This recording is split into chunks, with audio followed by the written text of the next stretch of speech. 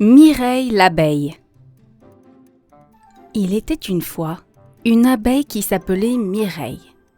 Elle vivait dans une toute petite maison nichée au pied d'un rosier. Comme chaque matin, elle agitait ses ailes et s'en allait travailler. Elle se posait sur une fleur, ramassait un peu de pollen, puis allait en butiner une autre, puis une autre, et ainsi de suite durant toute la journée. Une fois rentrée chez elle, Mireille faisait de délicieux pots de miel très parfumés et aussi des bonbons dorés qu'elle enveloppait dans des papiers colorés. Mais voilà qu'un beau jour, en rentrant du travail, elle retrouva sa maison tout en désordre. Et, oh malheur, les 3/4 de ses pots vides. Des bonbons dorés, il ne restait plus que les papiers colorés. Elle remit un peu d'ordre et, furieuse, fit le tour du jardin pour interroger ses voisins. Léon le bourdon bourdonna qu'il n'avait rien entendu.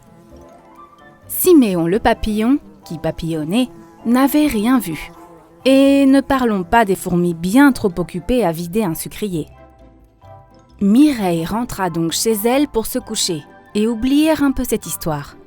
Mais devinez ce qu'elle trouva dans son lit. Un nain! Eh oui, un nain, comme on en voit parfois dans les jardins. « Ah non, il ne manquait plus que ça !»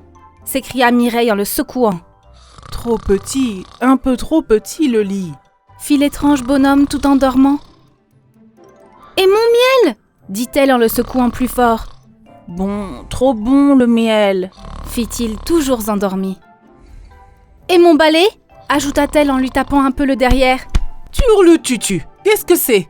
cria-t-il tout à fait réveillé. D'un bond, il sauta du lit et disparut dans la nature. Turlututu, chapeau pointu. Dans sa précipitation, le lutin perdit son chapeau pointu, oublia ses petits chaussons et une clochette que Mireille trouva fort jolie. Si vous voyez par hasard dans le ciel une abeille qui ressemble à un lutin, vous n'aurez pas rêvé. Et si vous trouvez dans votre jardin un très petit nain qui ne ressemble plus vraiment à un lutin, vous n'aurez toujours pas rêvé.